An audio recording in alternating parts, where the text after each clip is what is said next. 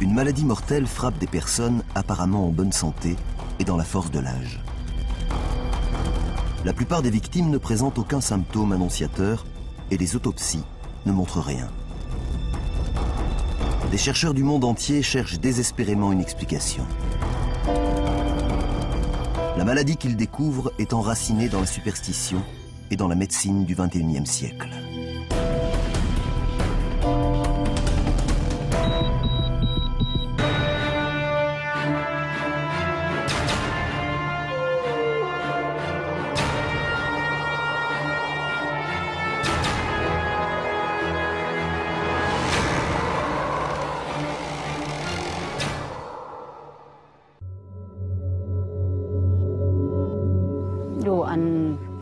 Il est allé travailler à Singapour comme manœuvre.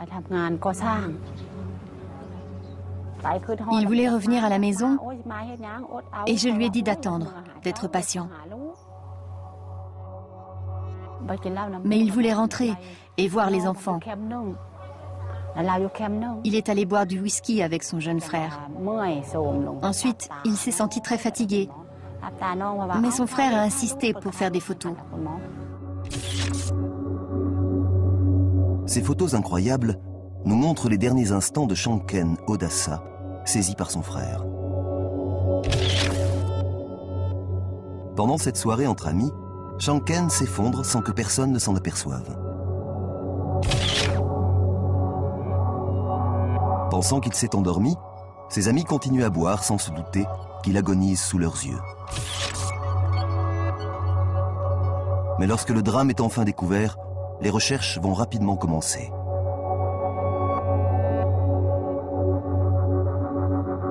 Le décès de Shanken fait partie d'une série mystérieuse qui tient en échec les chercheurs de Singapour depuis des années.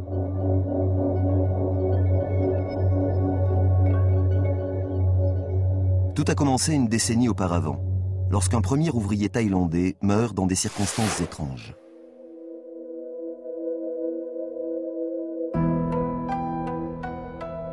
Singapour, 1982. L'explosion économique du début des années 80 attire des milliers de travailleurs vers ce petit pays.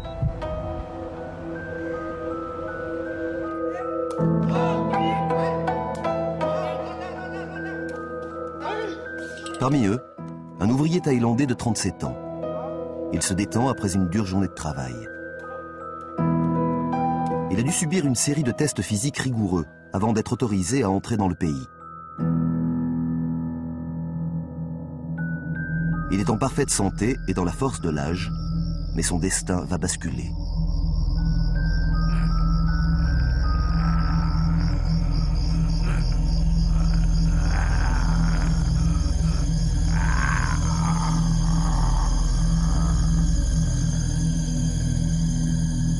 La liste des victimes continue de s'allonger.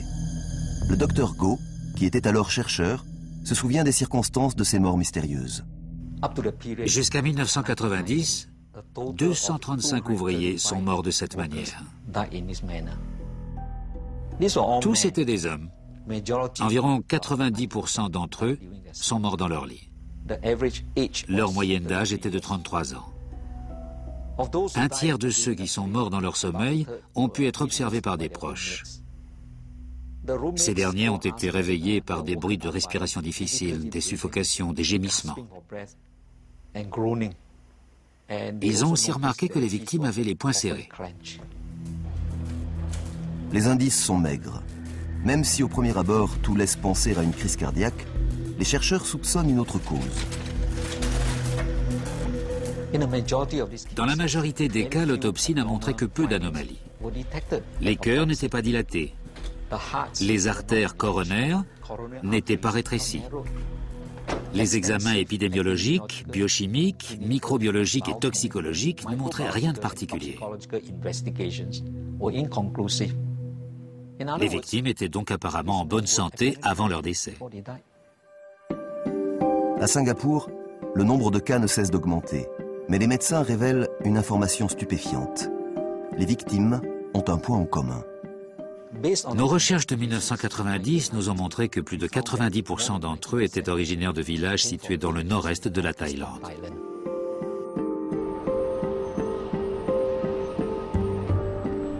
Médecins et autorités sanitaires cherchent une explication.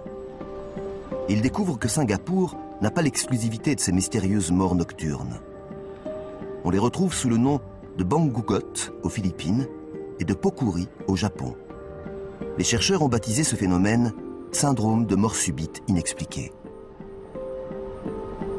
De plus, ils pensent que ces morts subites chez des sujets jeunes et sains ne peuvent avoir qu'une cause, une anomalie du rythme cardiaque, la fibrillation ventriculaire.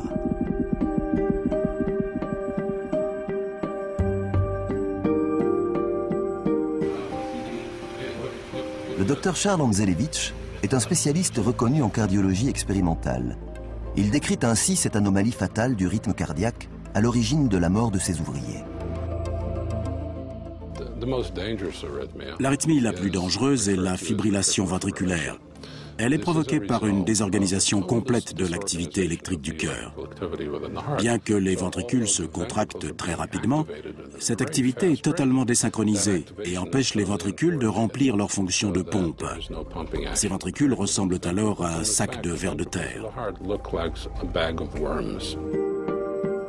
À plus de 10 000 km de là, en Belgique, cette défaillance du rythme cardiaque frappe dans les mêmes conditions qu'en Asie du Sud-Est.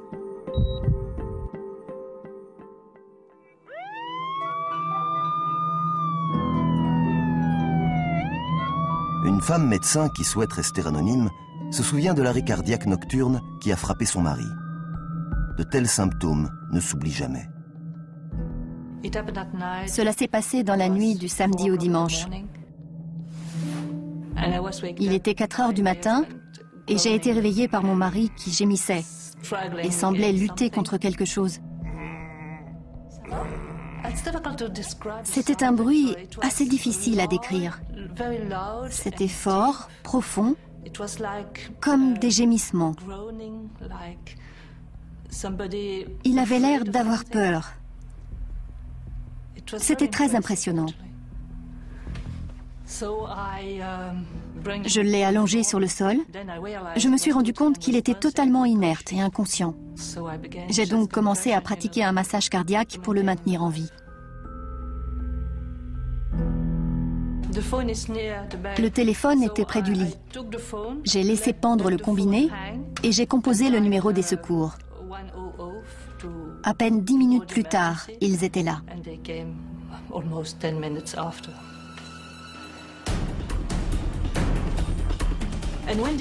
Quand ils sont arrivés, j'ai dû descendre pour ouvrir la porte, car la chambre était au premier étage.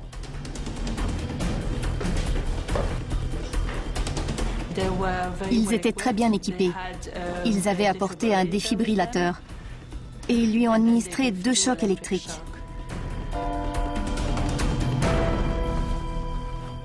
C'était extrêmement stressant. L'arrêt cardiaque est l'urgence médicale suprême. Pour sauver la vie d'une personne en état de fibrillation ventriculaire, 2 choses sont essentielles: la réanimation cardio-pulmonaire et le défibrillateur. Je crois que la réanimation cardio-pulmonaire a servi à quelque chose, car il est vital pour le cerveau de maintenir la circulation sanguine. Mais j'ai vu qu'il ne reprenait pas conscience et qu'on avait besoin d'autre chose.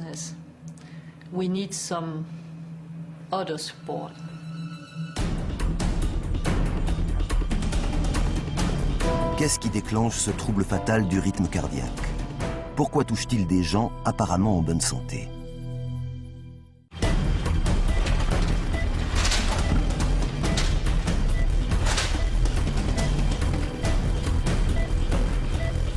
Un patient est en arrêt cardiaque.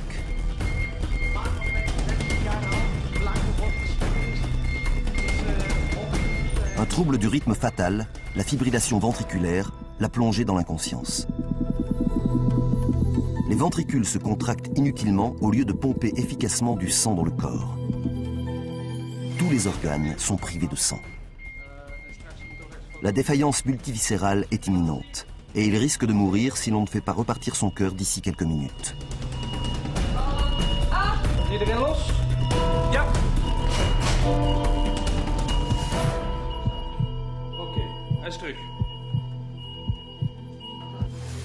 Peter, c'est Benjamin. J'ai ici un jeune homme qui a fait une chute et qu'on n'arrive pas à réanimer. C'est peut-être un syndrome de Brugada. Vous pouvez venir? Merci. Le docteur Pedro Brugada est un cardiologue renommé. Il s'est spécialisé dans les anomalies du rythme cardiaque depuis plus de 30 ans. Il sait qu'il faut chercher l'origine de ces décès inexpliqués, non pas dans la fonction de pompe du cœur, mais dans le système électrique qui l'anime. J'enseignais la cardiologie à l'université de Maastricht, aux Pays-Bas. Lorsque j'ai rencontré, d'une manière assez inhabituelle, un Polonais et son fils de 3 ans.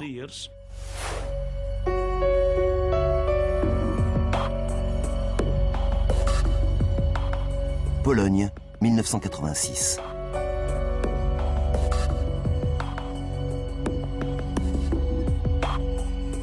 Un jeune père effectue une réanimation cardio-pulmonaire sur son fils.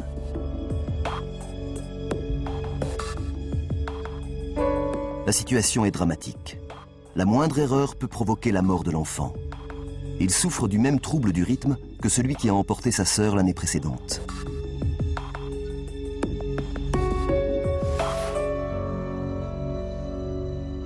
Dans une dernière tentative pour sauver son fils, l'homme quitte la Pologne pour aller demander de l'aide au docteur Brugada. Devant la gravité de la situation, il réalise un électrocardiogramme de l'enfant, un examen simple connu sous le nom d'ECG, qui sert à mesurer l'activité électrique du cœur.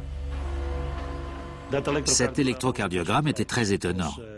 Il était tout à fait anormal. Pour être honnête, je n'avais encore jamais vu ça. Il présentait un tracé étrange en forme d'aileron de requin.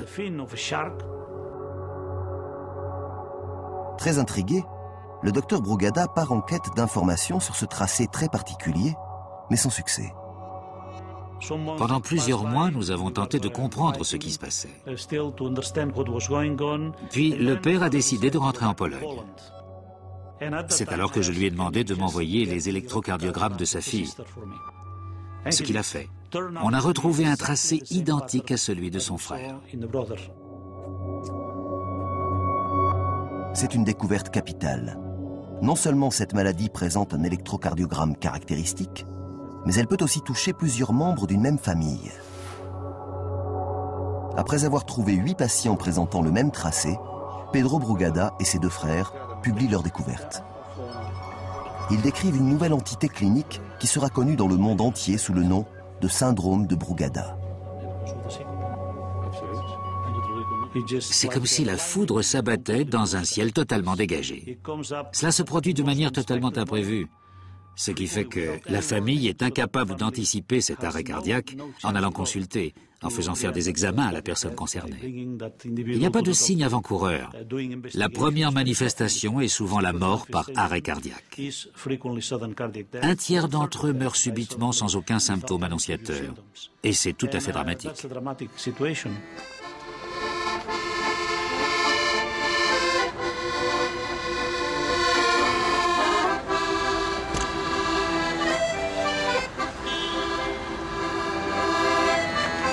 Les médecins ne disposent de presque rien pour identifier les personnes à risque. Comment faire, puisqu'elles sont apparemment en parfaite santé?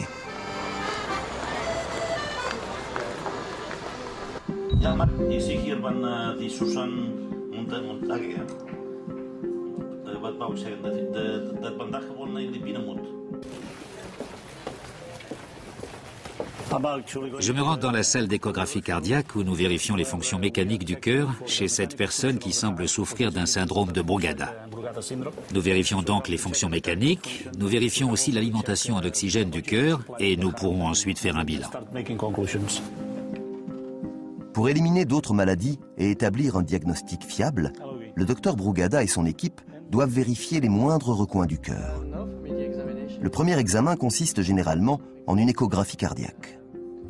Grâce aux ultrasons, les médecins vont pouvoir détecter des anomalies fonctionnelles de la pompe cardiaque. Il n'y en a pas dans le syndrome de Brugada. Après avoir examiné les valves et les ventricules du cœur, le docteur Brugada doit éliminer les maladies cardiaques comme cause possible d'arrêt cardiaque subi. Pour cela, il effectue une coronarographie, un examen radiologique qui met en évidence d'éventuels blocages ou rétrécissements des artères. Tout semble normal. Le professeur Scores donne plus de détails. Sur 100 patients qui meurent subitement d'un arrêt cardiaque, la plupart sont victimes d'une ischémie touchant le cœur. Une artère bouchée empêche l'oxygène d'arriver, le cœur souffre et cela provoque parfois des perturbations électriques et une mort subite. À présent, si vous prenez 100 patients victimes de mort subite par arrêt cardiaque et âgés d'une vingtaine d'années, ils ne peuvent pas être décédés d'une maladie des coronaires car ces maladies sont absentes de ce groupe d'âge. Le syndrome de Brugada en sera donc la cause principale. Au centre hospitalier universitaire de Bruxelles, le docteur Brugada examine des patients.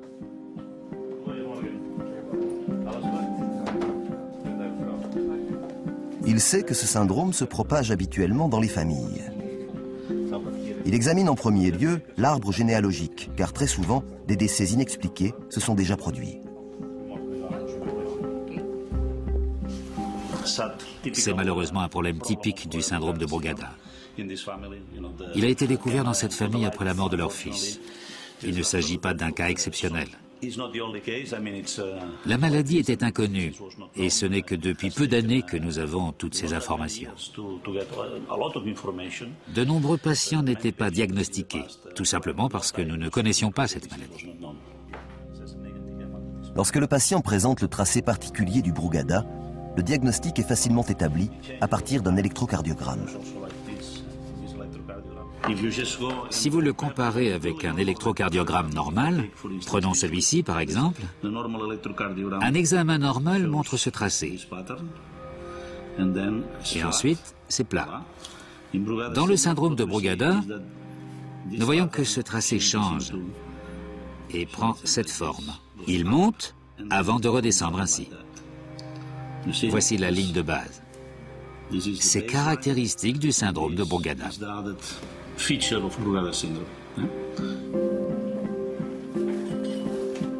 Mais cette maladie recèle un autre secret.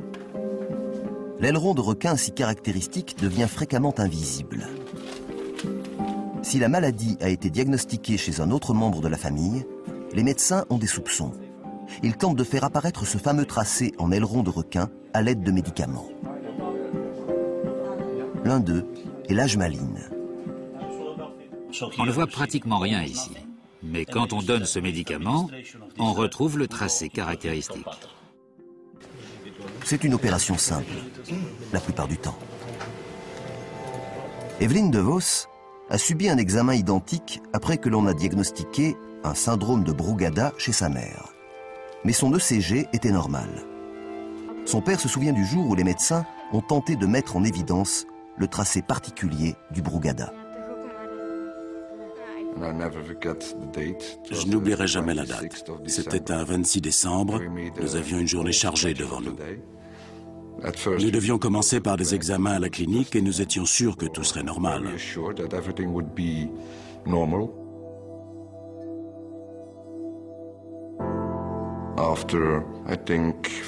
5 minutes environ après l'injection de l'ajmaline, j'ai vu sur les électrocardiogrammes que quelque chose n'allait pas.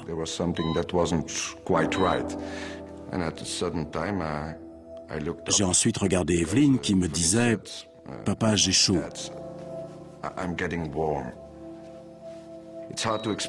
C'est difficile à expliquer.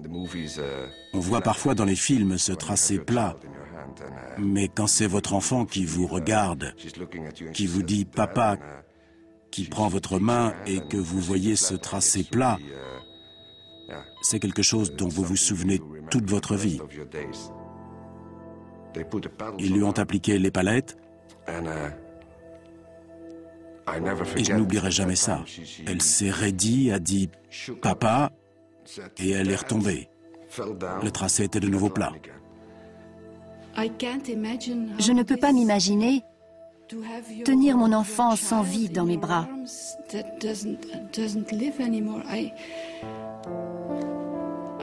Je n'ai pas envie de savoir quel effet ça fait. Et je suis très heureuse de ne pas avoir été là.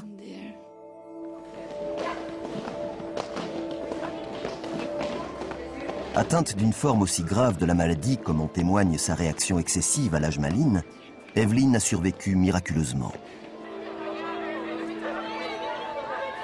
La fillette conserve un souvenir terrible de ses arrêts cardiaques.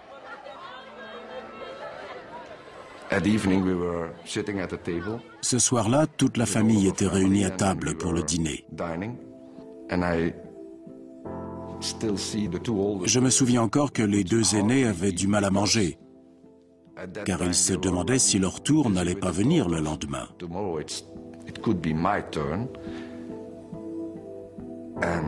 Evelyn leur a dit « N'ayez pas peur, on vous fait simplement une piqûre et vous êtes mort. »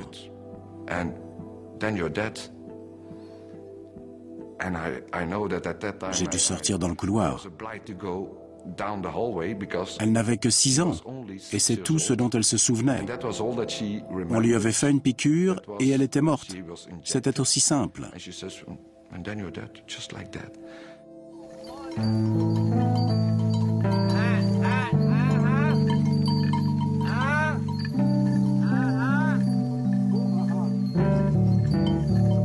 Dans le nord-est de la Thaïlande, le lai thai, c'est-à-dire les décès nocturnes, est un mal endémique depuis des décennies. Il n'a été reconnu que dans les années 90. Les autorités sanitaires ont alors révélé qu'il s'agissait de la deuxième cause de décès après les accidents de la circulation chez les hommes âgés de 20 à 50 ans.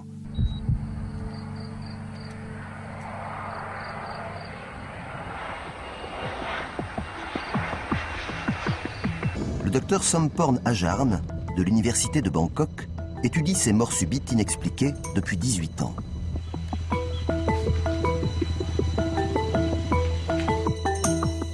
Elle pense que les superstitions et l'isolement du nord-est de la Thaïlande masquent un bon nombre de cas de lai thai.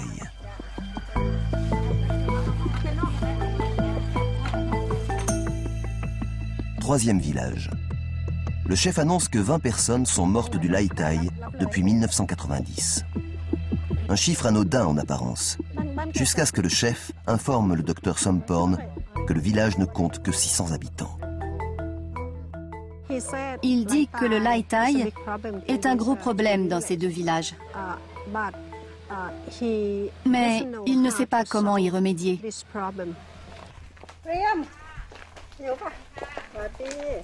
Le docteur Somporn cherche des témoins oculaires du lai thai. Elle apprend qu'un décès s'est produit récemment. Elle me dit qu'il y a eu un nouveau cas de mort subite, de lai thai. Il travaillait à Singapour. Il est revenu ici et il est mort subitement dans ce village. Je lui ai demandé si elle pouvait me conduire à cette femme. Elle accepte, mais elle travaille à la ferme.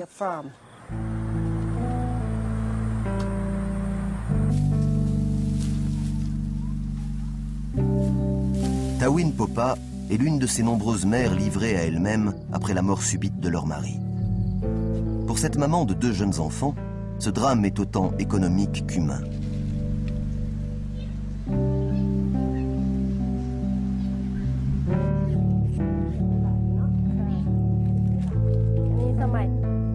15 ans après le retour de son mari de Singapour, cette maladie mortelle a bouleversé la vie de Tawin. Il était minuit et il a dit « Il est tard, éteignons la lumière ». J'ai éteint. 2 minutes plus tard, j'ai entendu des gémissements.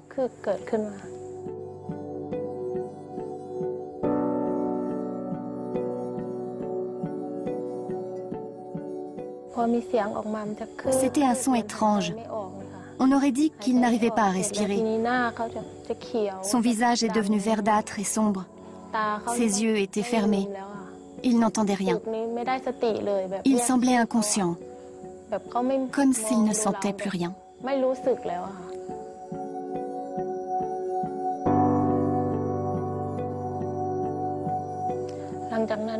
Nous l'avons sorti de la chambre. Nous avons essayé de masser son cœur pendant que mon ami appelait les secours. Mais ils ne sont jamais venus.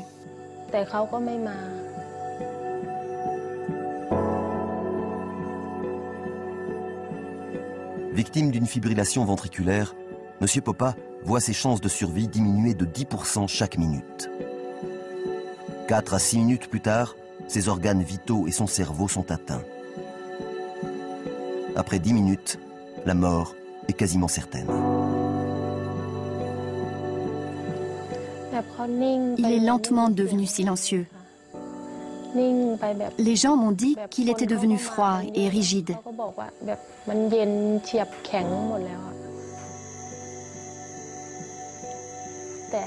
Je n'ai rien pu faire pour l'aider. Je l'ai regardé mourir sous mes yeux. Je me suis sentie inutile. J'étais incapable de l'aider.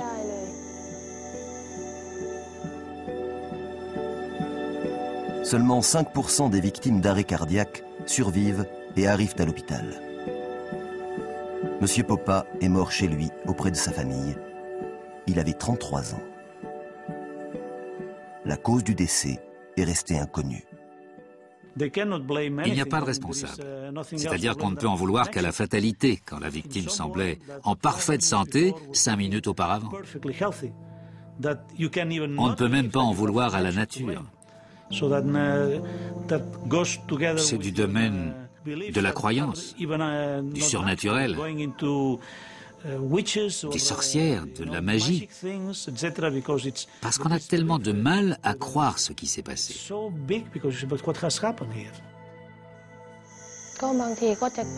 C'est peut-être lié à l'homme singe. La veille de sa mort, il l'avait vu.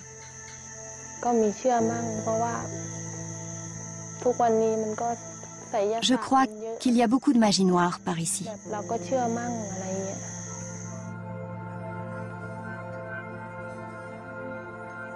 Privée de toute information médicale sur la mort prématurée de son mari, Madame Popa, comme les générations qui l'ont précédée, pense que cette mort est d'origine surnaturelle et que la médecine est très mystérieuse.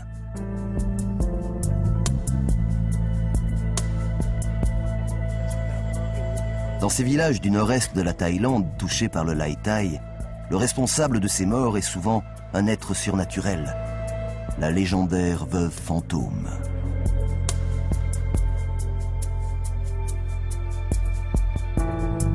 Les gens d'ici l'ont baptisé Pi Me Mai.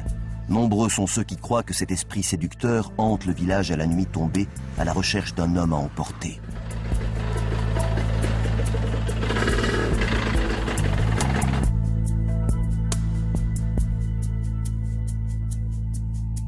Pour les villageois, il n'existe qu'un moyen de lui échapper.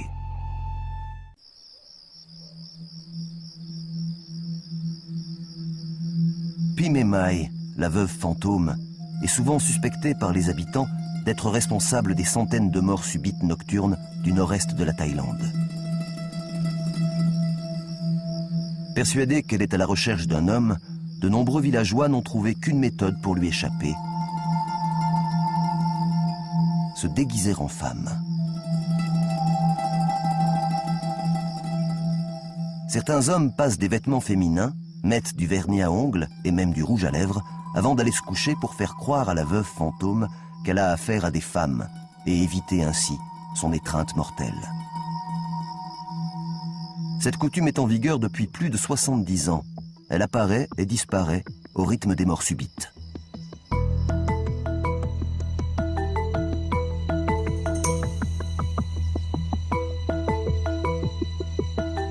Contrairement aux Occidentaux qui veulent guérir à n'importe quel prix, ces familles bouddhistes du nord-est de la Thaïlande qui subissent le Lai Thai se réfugient dans la spiritualité.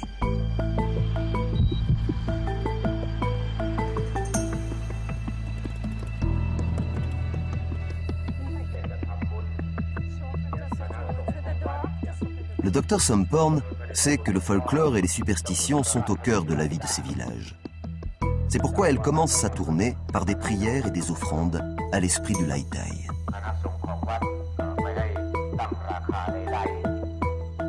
En l'absence d'explications scientifiques pour ces morts subites, les fantômes et les esprits servent d'exutoire.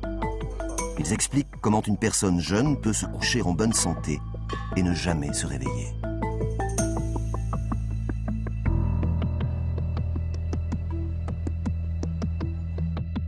En poursuivant ses recherches, le docteur Somporn retrouve un homme qui a réussi à se réveiller. Monsieur Mombao a survécu au Lai Tai et raconte qu'il a vu la veuve fantôme quelques instants avant.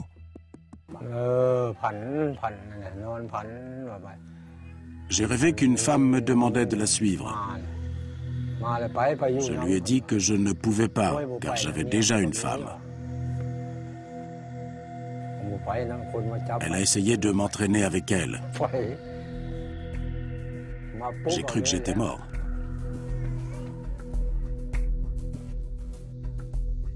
Au lieu de l'emmener à l'hôpital, on l'a conduit au temple.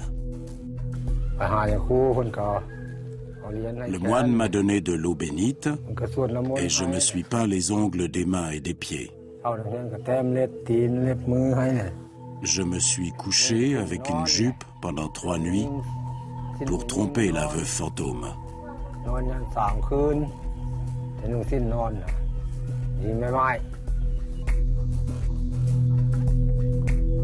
Monsieur Mombao est convaincu qu'il a survécu en trompant la veuve fantôme, mais d'autres n'ont pas eu cette chance.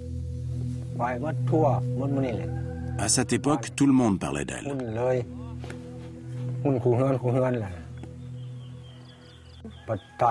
Il y avait des gens qui mouraient tout le temps. Si ce n'était pas sa faute, alors qu'est-ce que c'était?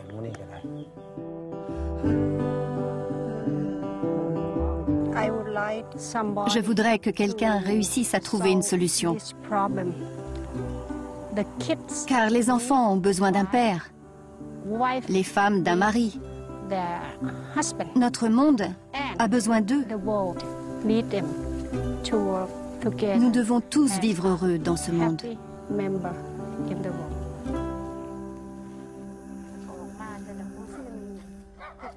Tandis que le docteur Somporn explore les villages du nord de la Thaïlande, une explication convaincante a déjà été trouvée pour ces morts subites.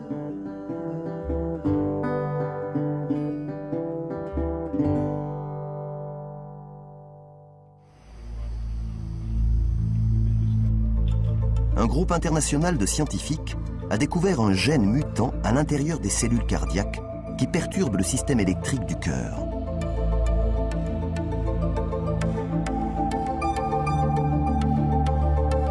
Cette mutation provoque une canalopathie sodique, autrement dit, des anomalies des canaux ioniques de la membrane cellulaire qui perturbent le fonctionnement électrique du cœur.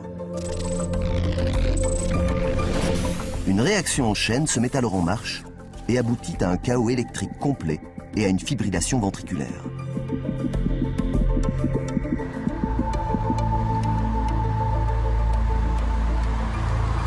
Cette découverte de la génétique a confirmé les craintes des médecins. La mutation à l'origine de cette maladie se transmet discrètement de génération en génération, avec les conséquences dramatiques que l'on sait. Cette famille porteuse du syndrome de Brugada est typique. Nous avons déjà 5 générations. C'est une très grande famille. Des personnes sont atteintes dans cette génération, c'est évident. Il suffit de contrôler la présence de la mutation sur ces personnes et nous saurons immédiatement si elles sont atteintes ou pas. La famille Elan de Bruxelles vit avec ce gène mutant depuis 10 ans. Mais comme la plupart des gens, elle ne l'a découvert que lorsqu'il était trop tard.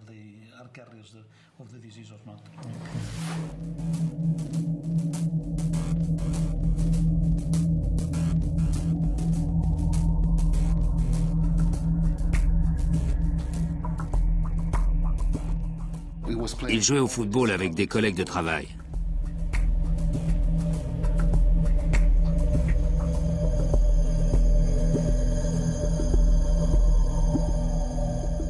Il s'est juste écroulé, il n'a plus bougé.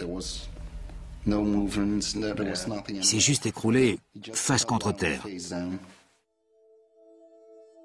Un médecin était présent, mais ça n'a servi à rien. Je n'étais pas chez moi à ce moment-là. J'ai été prévenu par l'hôpital. Ils m'ont juste dit qu'il était mort. Sans autre explication.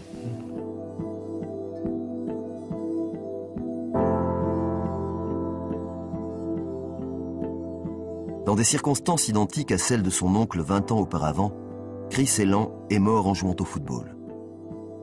La mutation génétique s'était transmise dans la famille, à l'insu de tous. Tous deux avaient 30 ans et tous deux sont morts sur un terrain de football. Pourtant, nous n'avons vu aucun lien entre eux.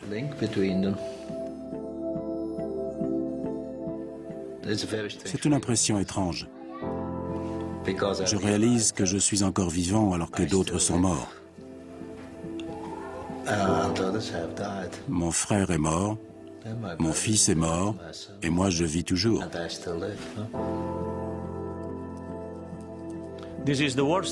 C'est la pire chose qui puisse arriver dans une famille.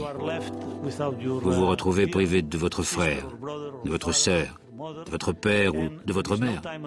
Vous n'avez plus le temps de leur dire combien vous les aimiez ou de résoudre les petits différends que vous auriez pu avoir à l'époque où vous pouviez encore en discuter. C'est tellement inattendu, tellement triste, qu'on a d'abord du mal à y croire. La vie devient très étrange, pour être honnête.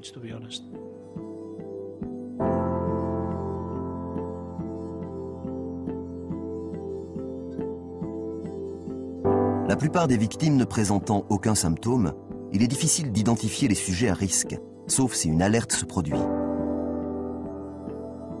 L'un des signes annonciateurs est l'évanouissement inexpliqué, ou pire encore, un premier arrêt cardiaque. Chris Elan avait vécu cette première alerte 5 ans auparavant, alors qu'il était sorti courir. Il s'est écroulé sur le sol et il est resté inconscient. Il était mort, son cœur ne battait plus, mais on a réussi à le réanimer. Il est donc rentré à la maison et il ne s'est plus jamais rien passé pendant 5 ans, jusqu'à ce qu'il s'écroule subitement sur ce terrain de football et meurt. C'est également un drame quand vous avez connu une première alerte et qu'elle n'a pas été prise au sérieux. Et parfois même par les médecins qui n'ont pas vu que ce symptôme était peut-être le seul avertissement donné à une personne qui aura à se protéger contre l'arrêt cardiaque subit. La prochaine étape, la prochaine arythmie, c'est la mort subite et c'est trop tard. Ça aussi, c'est injuste.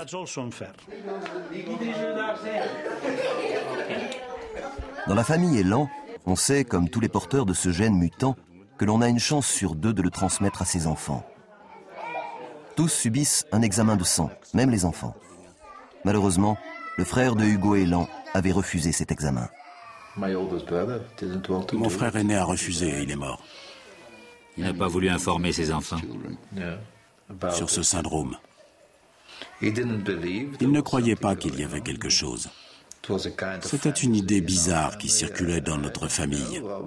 Je ne sais pas pourquoi. Je n'arrive pas à le comprendre.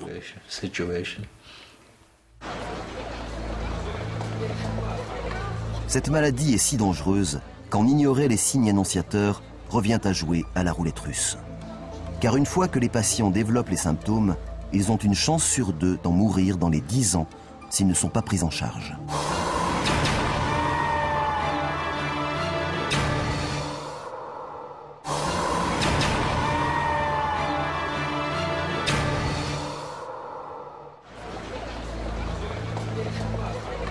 Cette maladie est si dangereuse qu'en ignorer les signes annonciateurs revient à jouer à la roulette russe.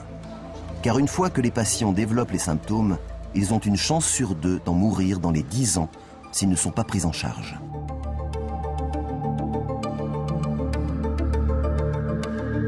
Aujourd'hui, le seul traitement existant contre la mort subite par arrêt cardiaque est le défibrillateur automatique implantable.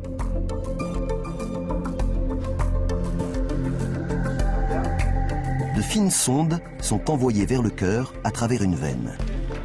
Elles sont reliées au défibrillateur logé dans un petit boîtier qui prend place sous la peau, dans la région claviculaire. C'est une opération simple, réalisée en 2 heures.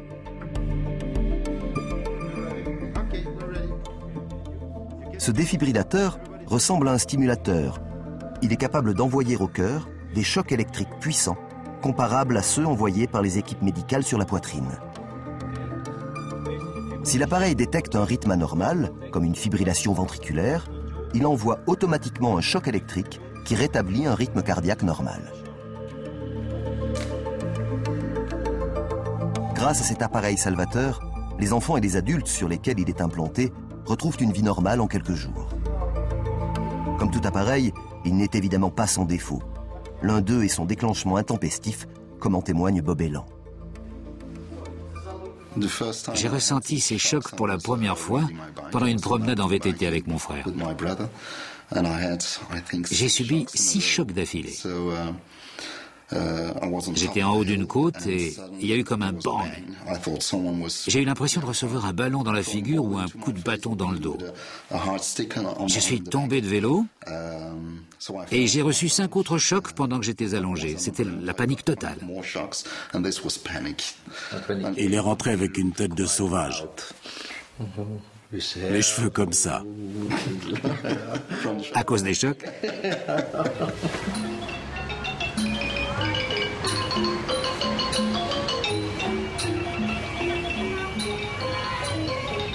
Depuis que le syndrome de Brugada fait les gros titres de la presse médicale, les Thaïlandais commencent à remettre en question leurs superstitions.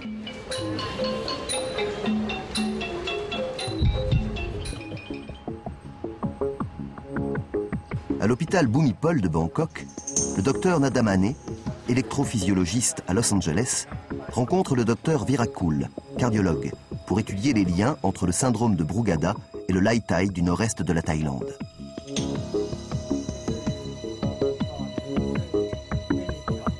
Ils étudient la maladie depuis plus de 10 ans et suspectent depuis longtemps l'existence d'un lien. Mais il est difficile d'obtenir des données intéressantes, car les familles signalent rarement les cas de mort subite. Lorsqu'un cas se présente enfin, les similitudes sont étonnantes. C'est un tracé typique. Regardez cette belle courbe en 2-3. Et la forme de col en V3. Quand nous avons commencé il y a plusieurs années, on l'a appelé jambe de sauterelle, comme sur l'un des dessins que je vous ai montrés, à cause de la forme du tracé. En forme de sauterelle? Le tracé en forme de sauterelle, décrit en Thaïlande, est identique à l'aileron de requin découvert par le docteur Brugada. En quête d'indices d'origine génétique, le docteur Nadamane parcourt l'arbre généalogique de cette famille à la recherche d'autres victimes de la maladie. Il fait une découverte incroyable. 1, 2, 3, 4, 5, 6, 7, 8, 9. 9 décès. Presque 30% de cette famille. Surtout des hommes. Tous des hommes. Aucune femme n'est décédée. Ils meurent très jeunes. 30 ans, 19 ans. 2 adolescents, 18 et 19 ans. Je ne sais pas quel est le mot juste, intéressant ou curieux. Quand on voit leur attitude face à cet événement, personne ne s'en soucie vraiment. Aux États-Unis, si un membre de la famille meurt, ils se précipitent tous chez le médecin pour faire un électrocardiogramme et lui demander si eux ou leurs enfants sont atteints. Ici, quand quelqu'un meurt, on assiste à la cérémonie bouddhiste et la vie reprend son cours. Je suis stupéfié en voyant ça, même si j'y suis confronté depuis des années. Je ne m'en étais jamais rendu compte. Pendant que je parlais, j'ai été frappé par la manière dont ils gèrent tout ça. On n'y peut rien.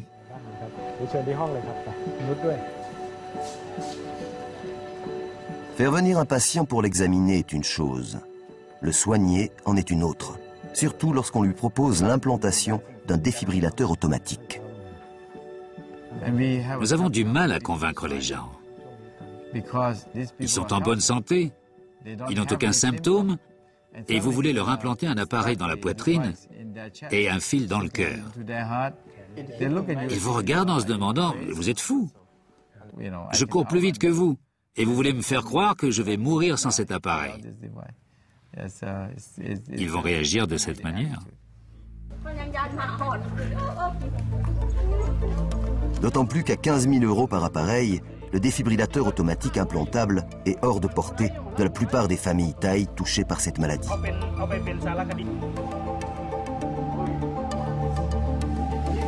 Mais si le défibrillateur automatique peut relancer un cœur, il n'élimine pas les problèmes de rythme. Dans certains cas, l'électrophysiologie peut guérir un trouble du rythme grâce à une technique de pointe, l'ablation par radiofréquence. Avec un cathéter placé dans le cœur, les chirurgiens localisent et détruisent par la chaleur les cellules responsables de ces troubles du rythme cardiaque. On obtient d'excellents résultats dans d'autres cas d'arythmie et certains médecins espèrent traiter de cette manière le syndrome de Brugada.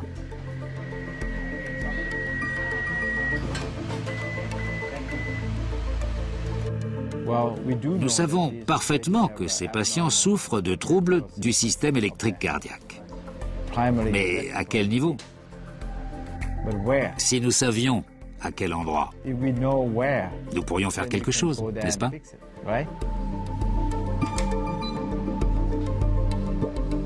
Tandis que les électrophysiologistes comme le docteur Nadamane continuent à chercher un traitement, d'autres scientifiques tentent d'enrayer la transmission de cette maladie mortelle d'une génération à l'autre.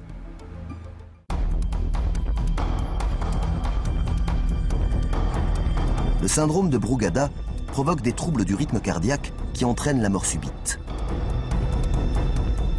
De nombreux scientifiques cherchent à guérir cette maladie mortelle qui frappe aveuglément.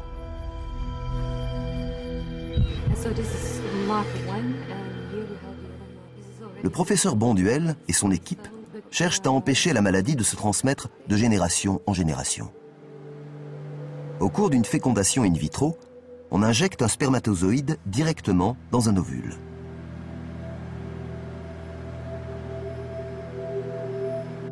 L'ovule entame sa division et sera prêt pour une analyse génétique d'ici quelques jours. Les personnes confrontées au syndrome de Brugada réalisent que cela affecte toute leur existence. Et lorsqu'elles envisagent d'avoir des enfants, elles veulent éviter de leur transmettre ce fardeau. Grâce à une technique très sophistiquée, l'embryologiste prélève des cellules sur l'embryon. Il cherchera des signes de maladie génétique. Après avoir décrypté les codes génétiques, on implante dans l'utérus de la mère les embryons qui ne sont pas atteints. Lorsque vous effectuez des diagnostics génétiques préimplantatoires, vous voyez souvent des situations difficiles. Des gens qui souffrent d'une maladie ou dont un enfant souffre d'une maladie. Et vous pouvez leur apporter de l'espoir. Lorsque cela fonctionne et que vous revoyez plus tard ces couples, tout a changé. Ils ont vécu une période difficile, mais ils ont en fin de compte un enfant en bonne santé. Ils sont tellement heureux d'avoir fait cet effort et d'avoir surmonté tout cela que c'est un plaisir de les revoir. Pour des familles comme les De Vos, l'avenir est riche de promesses. Ils ont trouvé le gène pour notre famille. On peut donc le rechercher avant de faire un enfant.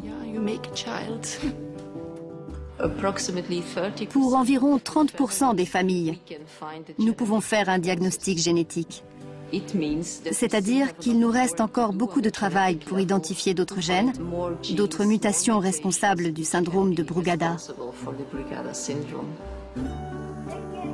Tandis que les autres malades attendent encore une explication génétique, le défibrillateur automatique implanté reste le meilleur traitement contre le syndrome de Brugada, malgré ses problèmes et ses inconvénients. Nous avons dû nous organiser pour dormir.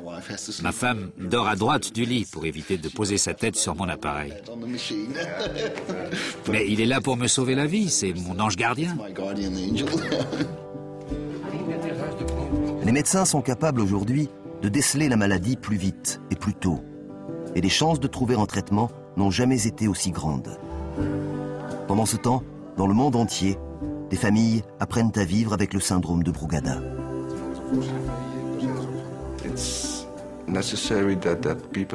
Il faut que les gens sachent que lorsque vous êtes confronté à une maladie comme le syndrome de Brugada, vous pouvez mener une vie tout à fait normale. Et Evelyn en est la meilleure preuve.